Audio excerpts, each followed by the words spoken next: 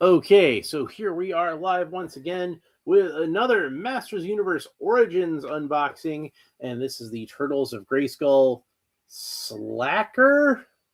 I'm going to assume that it's pronounced Sla'Ker because of where they put the apostrophe. Give me just a second. I just want to make sure that I'm playing properly here.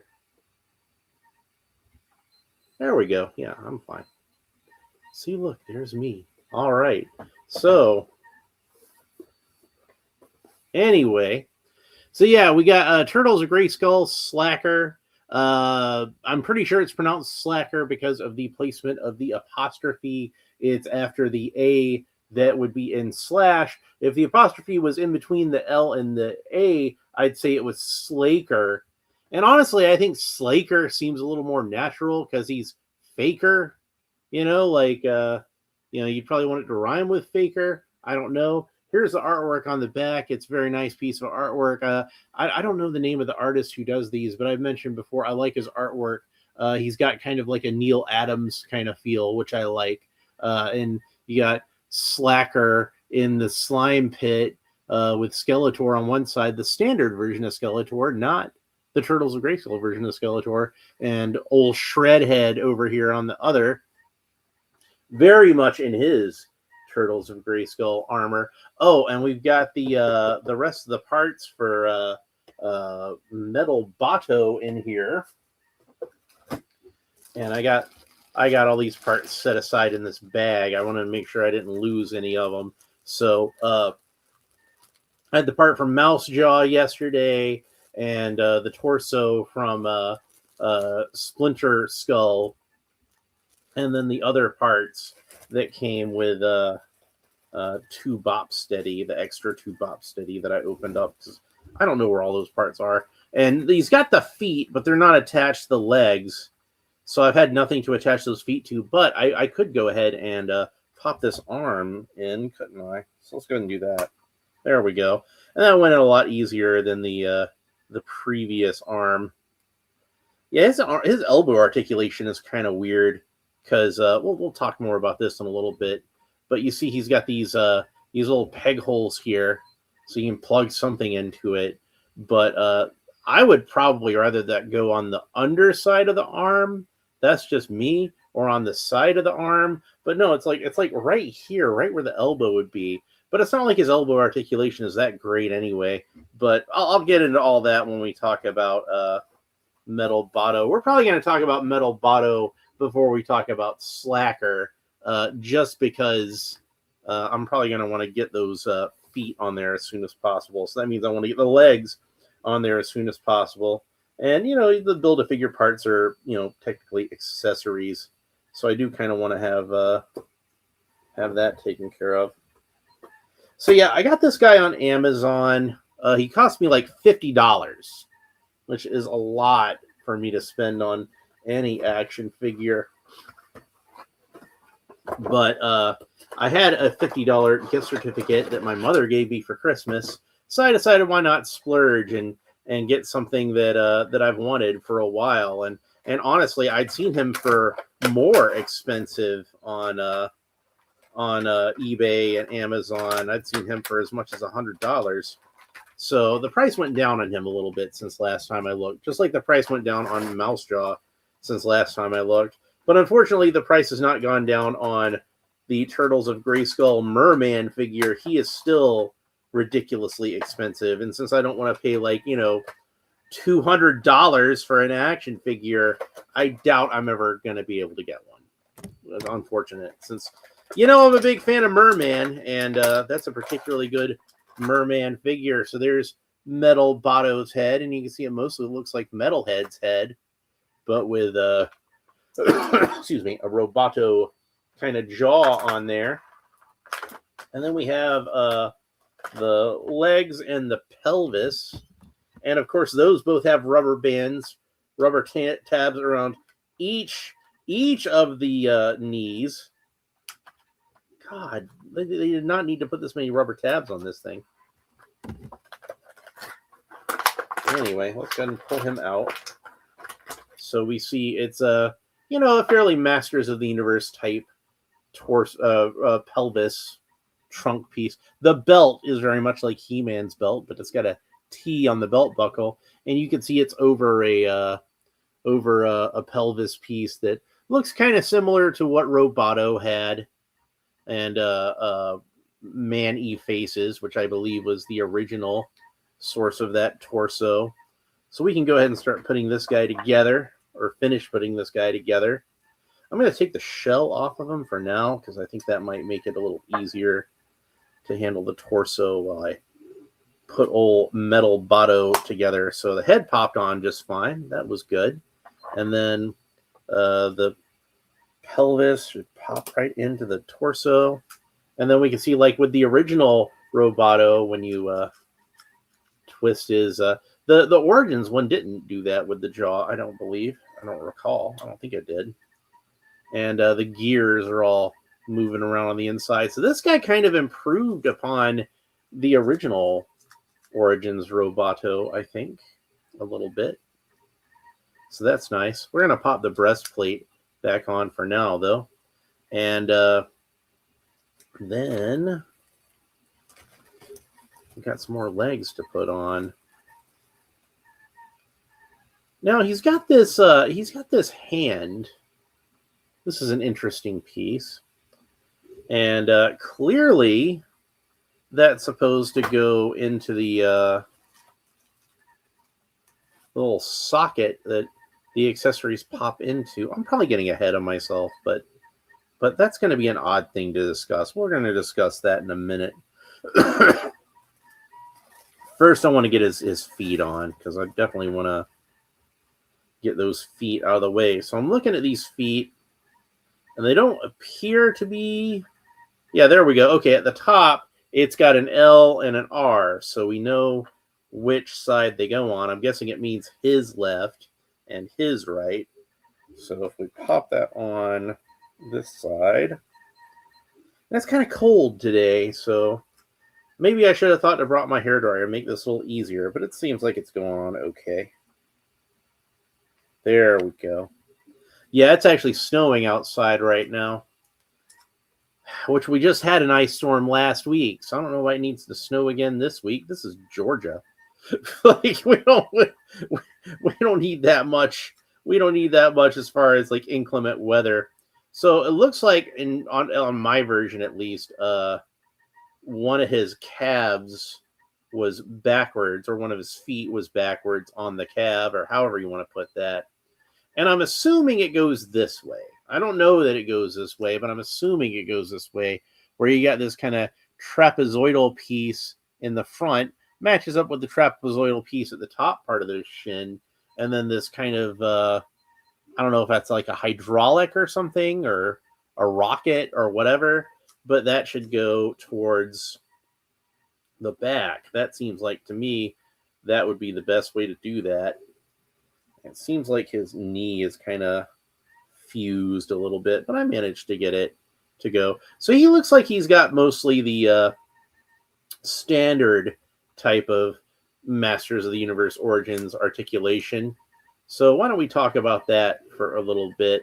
So Roboto's head turns all the way around. It's not on a standard Origins joint, since it just turns all the way around, but you know, that way you can make the jaw move, so that's nice. And his arms rotate all the way around the shoulders, and his arms raise up to the sides about that far. He's got a single joint of articulation, which does not bend in very far, as you can see, and that rotates all the way around. And then the wrists rotate all the way around and have a horizontal hinge on them that moves back and forth like so. Metal Bato technically can rotate all the way around at the waist, but he also has this this action I was talking about. So that does kind of hinder somewhat the movement. He can kick forward about that far. He's got a single joint of articulation at the knee, which thankfully is better than the elbow articulation. That rotates all the way around. And then he's got a boot cut, obviously, since the boots were like a separate piece. But that rotates all the way around. His foot can point down about that far. His foot can point up, allegedly. Oh, here we go. His foot got rotated around again. His foot can point down about that far. His foot can point up about that far. And then the foot rotates all the way around. So there's that. There's Metal Botto, and of course he's got the like the turtles. He's got his own turtle shell that comes off, and got a shield on there, shield handle. He can use it as a shield, is what I mean. Plugs right into the back. It's golden. It's got little peg holes in it. So he's got all of these accessories. So we can take off his hand, and we can replace it with one of these little doodads. And there are two of these. One of them came with two Bop Steady, and you can actually use that on two Bop Steady to attach the mace to his arm. I've seen a lot of people do that. I've done that myself. I thought that was what it was intended to do, but then I realized, oh, that's supposed to come with Metal Botto, isn't it? But the great thing about toys is you can really do whatever you want to with them. So you can use one of them on two Bop Steady and just have Metal Botto with one, or he could have two if he wants. But there's that. So there he is with the axe. And he's got the other Roboto accessories in here too. So let's have a look at all of these.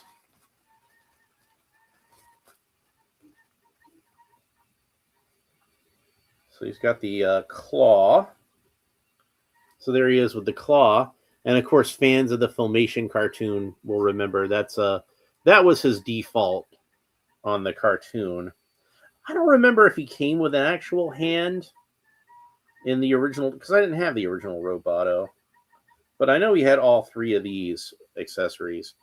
So probably the claw was the closest thing he had to a hand, and that was why he had it most of the time on the animated show. But there he is with the blaster. So that's all three of the Roboto accessories. I'm going to put the claw back on there since, like I said, that's what I'm used to having on the Filmation cartoon when he appears on that. And I believe that's all of those. But you also have, like I said, the flail, so that can attach. Actually, no, that just plugs straight into his wrist. I was mistaken about that. I was remembering wrong. So that plugs straight into his wrist. That's also the same flail that came with what's his name? Krang. Drawn a blank there, sorry. But in different colors. But yeah, that would plug into Bebop's arm. That's how that worked. And then we've got this drill, which some of these might be Metalhead accessories, like that came with the original Metalhead figure, but I didn't have Metalhead when I was a kid, so I don't remember. But he's got this drill, and frankly, that would be a good accessory to put onto two Bop Steady. And then this radar dish. And I don't think all these are made necessarily like the radar dish. I think is probably made more to fit into his back. See, like when he's got it on his back, it looks a little more natural on there, doesn't it? And then you can put like any of these wherever you want to put them, as far as like storage goes. So that's nice. I'll show you in a second. Let me get that back in there. So we've got the drill back there and the radar dish, and you can put Roboto's axe and Roboto's blaster back there. They can all store back there.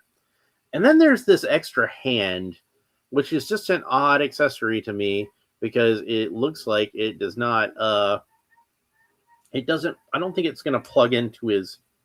Yeah, it's too small to plug into his wrist. So they give you an extra hand that plugs into the little cuff, little plug that his other accessories plug into. So I think that's going to look kind of odd because it's got like a whole forearm on there. So it gives you this kind of like extra long forearm. But you know, there's things you can do with that actually. There's things I can imagine using that for a play pattern. Grant G is here and says, "Hey, do you like the new He-Man trailer?" I loved the new He-Man trailer. I thought it was great. I'm really super excited about it. In fact, I meant to show him off earlier. Oh, look at that. I already made a movie He-Man figure for the Origins line. Mega Customs X made these designs for the armor and the sword and the head to print out. You can find them on Cults 3D or on his Patreon. So I printed all of those out, and pretty excited about this movie. But yeah, I'll have a short up later so you can get a better look at that. But yeah, so Grant G says, wow, that He-Man's cool. Well, thank you. I thought he turned out pretty nicely.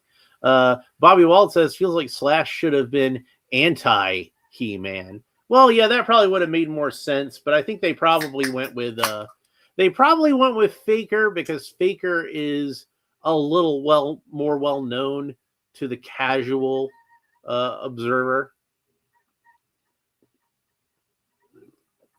And honestly, Faker isn't like the most well-known He-Man character anyway, but at least he was on the cartoon, and at least people tend to remember him from when they were kids, and he wasn't just a character that was in some German audio drama that I can't even find an English translation for.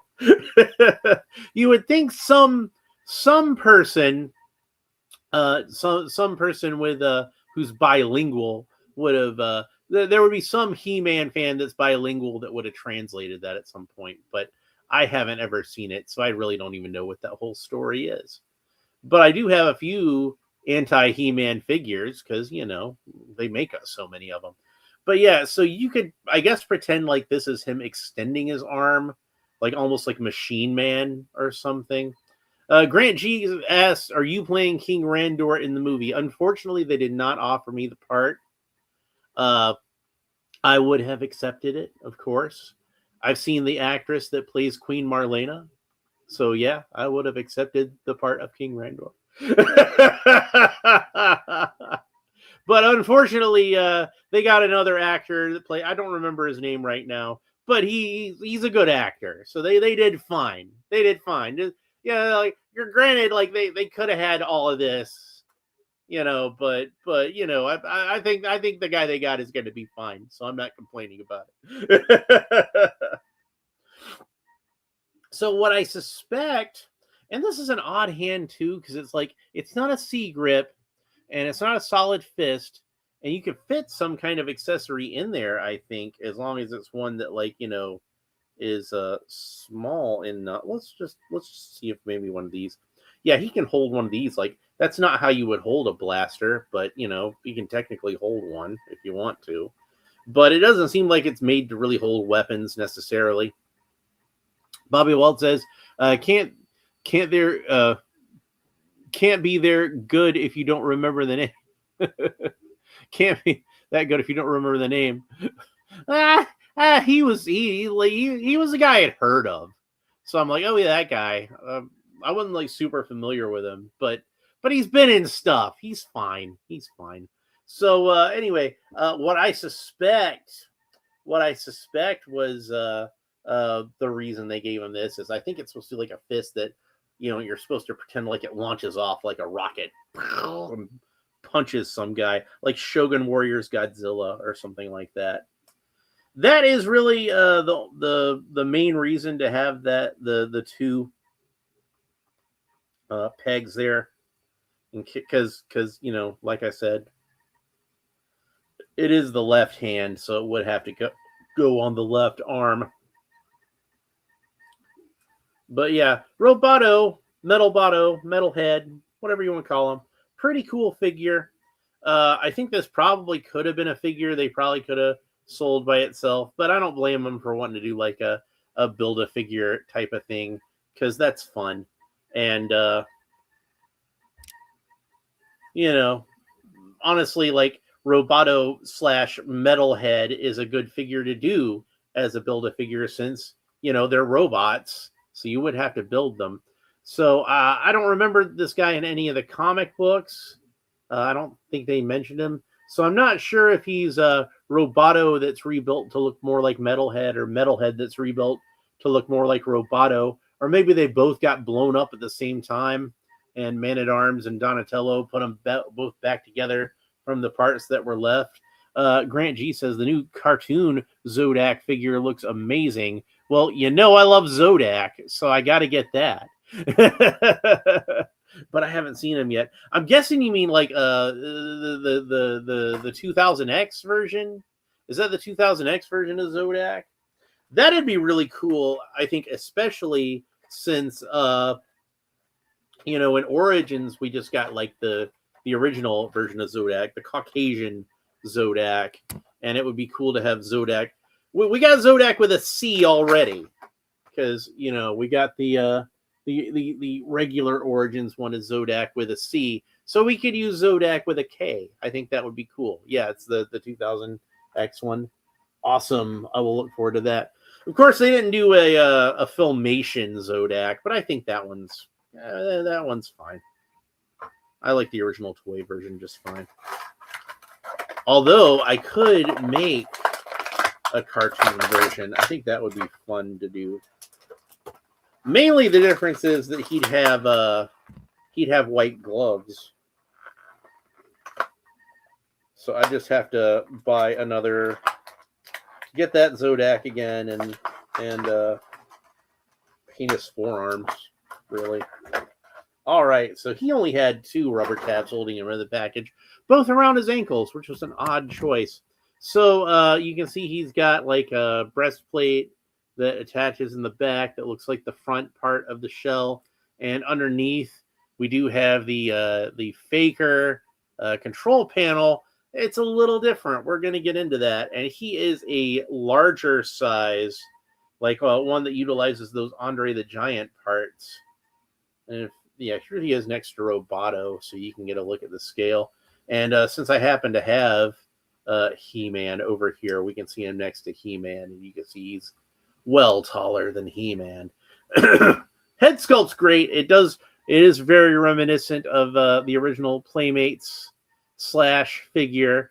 You can see that this yellow part, which, like I've said before, I always interpret the yellow part as being like an eye patch sewn into the mask.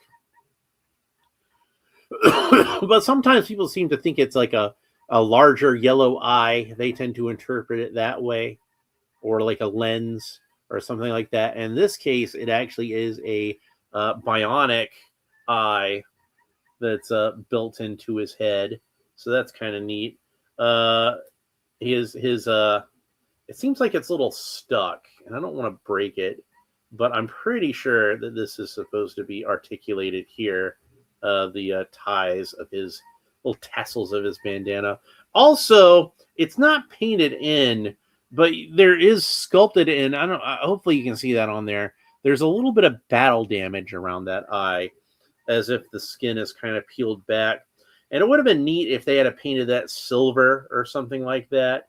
So it did look a little more a little more battle damagey.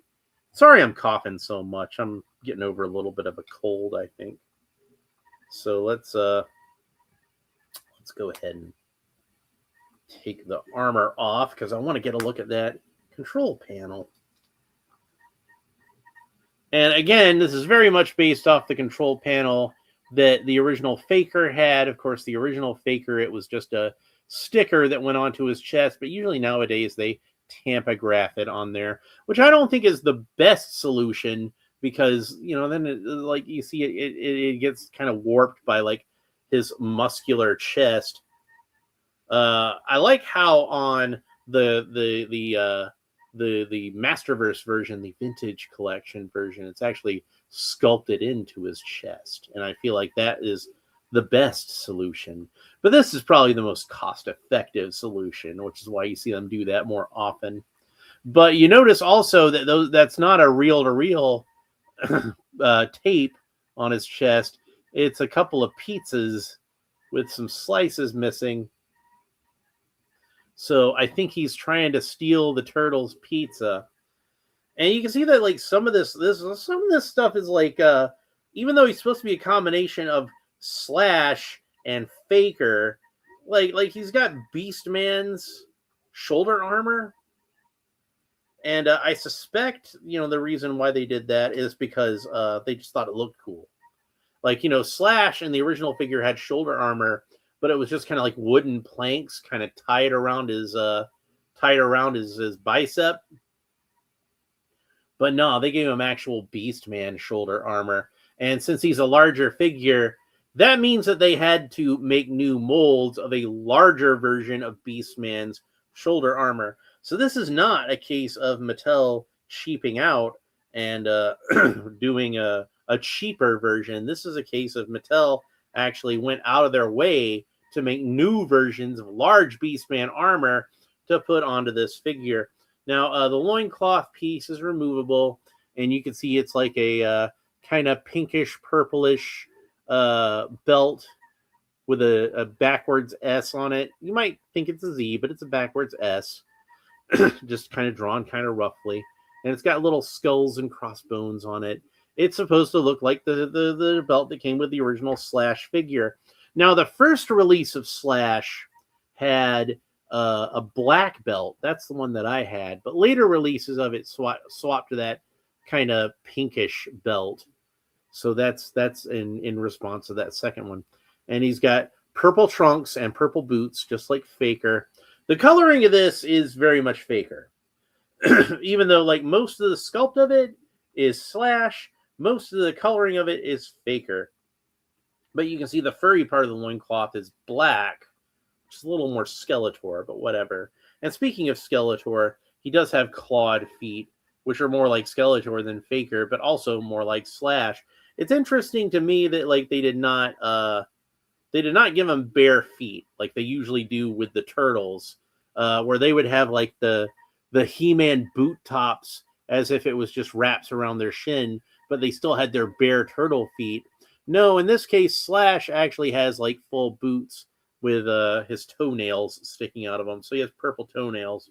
I probably would have preferred if, obviously, it's sculpted to be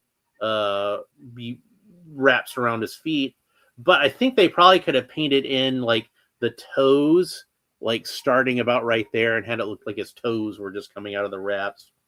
But instead, as it is, it just kind of looks like just his toenails are sticking out, and he painted them to match his boots. It's an odd thing, but whatever. All right, so I'm going to put them back together now, and we can talk a little bit about Slash's articulation.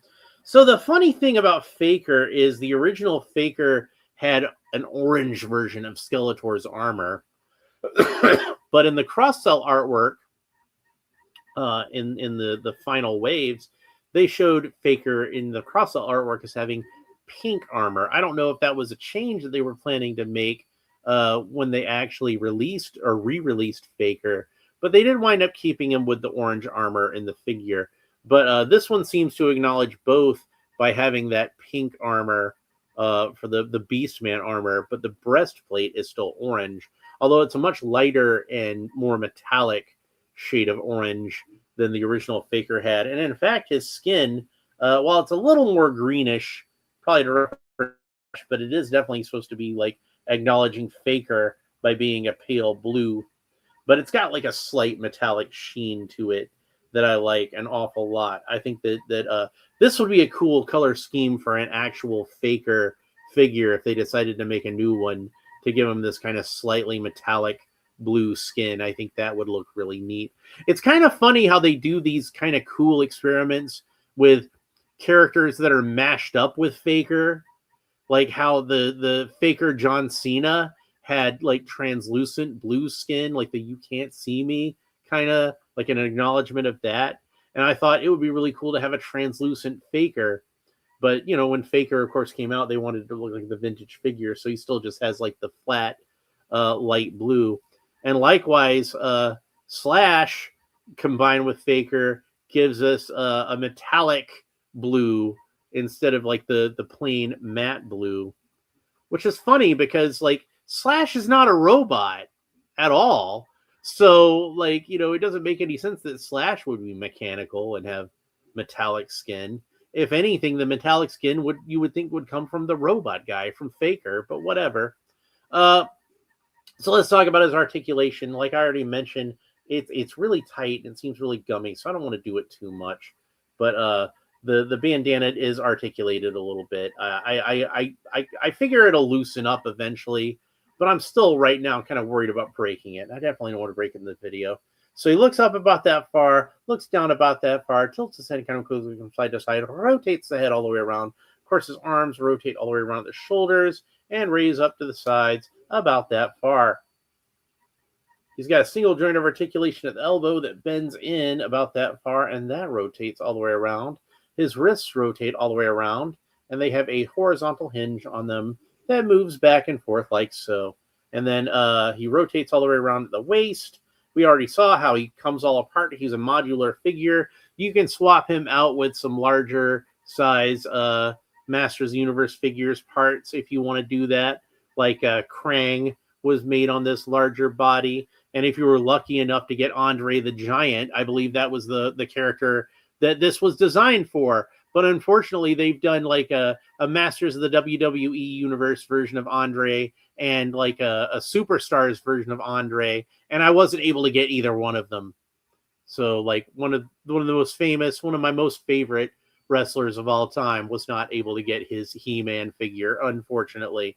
It's heartbreaking. It's absolutely heartbreaking. Slash has a single joint of articulation at the knee that bends in about that far, and then that rotates all the way around.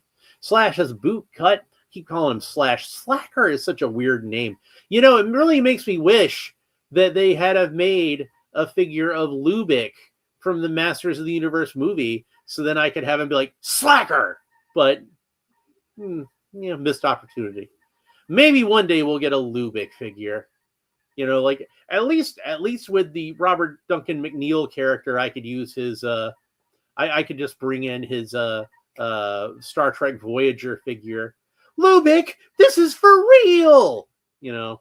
So Jose Membrane is here and says, I used to have Slash growing up. Awesome figure. Yeah, I was a big fan of the original Slash figure. That was definitely one that I was really excited about when he was coming out. I've told the story before about how like I was so excited about this figure and thought he looked so cool and so badass, and he kind of reminded me of Venom a little bit. So he was like this edgy sort of Ninja Turtles villain, and I just thought he was great. And then they made him into a complete puss on the cartoon, and I'm just like, man, I think that's kind of where the cartoon jumped the shark for me. That's just me. That's just my opinion. So let's talk about his accessories now, because I haven't put any of these accessories onto him. But yeah, Slash was still a cool figure. And I'm glad to see Slash getting some love in the more modern times from figures like this and the, what do you call them? The NECA figure from the Archie version. Was the Archie version of Slash was pretty cool. They took some bits from the cartoon version there, but almost said Filmation. So I'm thinking about He-Man, but they took some Fred Wolf. They took some cues from the Fred Wolf version there, but I thought that version was much better. That one was kind of an anti-hero, actually. He wasn't as villainous as the way I played with the figure. So the shell, I'm having a hard time getting it in, but there's the shell on there. And it does look very much like the shell that came with the original Slash, with these spikes around the edge and, kind of some spiky patterns here along the shell. But he does not have the big row of spikes down his spine. I'm kind of wondering, I don't think I put him on right. I don't think I put the shell on right. I think I put it on upside down. And he does have the handle there, so you can have him remove that and use it as a shield if you want to do that. But it's kind of low. So either he'd have the shield down here or have the shield up here, depending on how you want to have him hold it. I'm not going to bother to put it in his hand right now, because that just seems like that's going to be more trouble than it's worth. I'm just going to put it back on him. So I think that actually I had it upside down, and I think you're supposed to have the handle facing towards the top. I'm theorizing that that's the case because the spike down at the bottom should kind of look like a turtle's tail when it's poking out. But let's go ahead and get that back in there. There we go. I don't know which way you think it should go or which way you think looks best. But either way, it could go in there. So maybe no, it seems like the belt's a little high on there. But I don't know. These belts are kind of like they're always kind of like a little in the middle of the shell, so they don't quite want to match up with the belt that's actually on the figure. But I've mentioned before my theory about how and why I think that these shells are removable on these turtles. Jose Membrane says Muckman was cool too. I never had Muckman, but yeah, he was a cool figure. My cousin had Muckman. I thought he was pretty cool, but I never had him myself. But yeah, there he is with the shell. So now he's a proper turtle. So for those of you who maybe haven't seen the other Turtles of Grayskull videos where I've talked about the turtle characters, my theory is that when the turtles go to Eternia, that the mystical energies that are just kind of like latent on that planet, these kind of like ambient mystical energies that exist on Eternia, they caused the already unstable mutagen in the boys' systems to mutate them even further, and they wound up losing their shells when they became all big and buff like Eternians. When they mutated into their Eternian forms, they lost their shells, and they just kind of had the Sla'Ker doesn't have it because he uses Andre the Giant's torso. But I'll get to that in a second. So they just kind of had those, like, where you see the plates still on the back of the figures, but they're not proper shells. They just kind of have plates on their back. And I think when that happened, the turtles felt like they lost something. It was tragic to them to lose their shells because that's been a part of their bodies all their lives. There's how the storage works, by the way. So Man-at-Arms made them prosthetic shells. So they'd feel a little better, I guess. Feel a little more natural. And also, since he's Man-at-Arms, he's not just going to make just shells that just stick on their back. He wants to do something with a little more function to it. So he made it so that they could remove the shells and use them as shields if they wanted to. And then he so he thought that design was so good, he wound up doing it himself, making his own shell shield and making one for Tila too. So that's why they have those removable shell shields. That's my headcanon as to why that exists. So Slash has these two big Bowie knives with these two big spikes on them, and you can see that they're colored in orange, the same color of light metallic orange that his breastplate is made out of. He does not come with the Sword of Power, Faker comes with his own, I'm guessing, fake Sword of Power. But he does have these cool. They're very much like the knives that the original Slash figure came with, but you see they got really exaggerated spike knuckles on the front, ridiculously exaggerated spike knuckles on the front. And I suspect that this was probably made because the original Slash figure did have those two blades on his arm that look kind of like the Shredder. So I think that's supposed to kind of represent that a little bit. And like I said, you can fit the knives into the little storage slot on the back. I don't think you can fit both of them in there. It seems like that would be a little too snug. But anyway, that's pretty much it for Sla'Ker. Very cool figure, but I wish I hadn't had to pay so much money for him. But like I said, that was that Amazon gift card that my mother had given me for a Christmas present. So at least I was able to get something nice with it. So I think that was a good use of that gift card. And I was finally able to finish the Roboto Build-A-Figure, the metal Botto. So that's cool. Anyway, that's it for Slash, but that's not it for Turtles of Grayskull, because I still have one more Turtles of Grayskull figure to open, and that is another mashup, of course. It's Skella Shredder. So he should be an interesting figure to talk about. And that's going to be the next episode. We're going to talk about Skella Shredder. So if you want to make sure that you don't miss that one, make sure that you like and subscribe and all the fun YouTube stuff down below. Leave a comment. Let me know what you think about Sla'Ker. You're a Sla'Ker, McFly, just like your old man. Man, we really need a Lubick figure. You know, like I almost kind of feel like even as unlikely as it is, we'll probably get a Back to the NECA will probably make a Back to the Future Principal Strickland figure before Mattel finally gets around to making a Lubick figure. But you know, just some figure of James Tolkien. You know, that guy's been in so much stuff. He deserves to have an action figure made of him. I was talking about in the Back to the Future video how I was disappointed there were no Back to the Future 3 figures. I'd like to see a figure of Marshall Strickland. I think that would be awesome. But whatever, just give me a James Tolkien action figure that I can use. You can even do Lubick in his Eternian clothes from the end. You could probably just repaint Prince Adam for the body. You know, just give him like a navy blue vest and paint some gold detailing on there, and I wouldn't complain. I'd be fine with that. I'm just gonna have to make my own Lubick, aren't I? That's just what's gonna happen. But anyway, that's it for this episode. Hope you enjoyed it. We will talk to you next time. Make sure that you like and subscribe. YouTube likes it when I say like and subscribe, so I like to say like and subscribe. Leave a comment. I like it when you leave comments. And let me know what you think of this figure. And we'll talk to you next time. Bye. That's the end.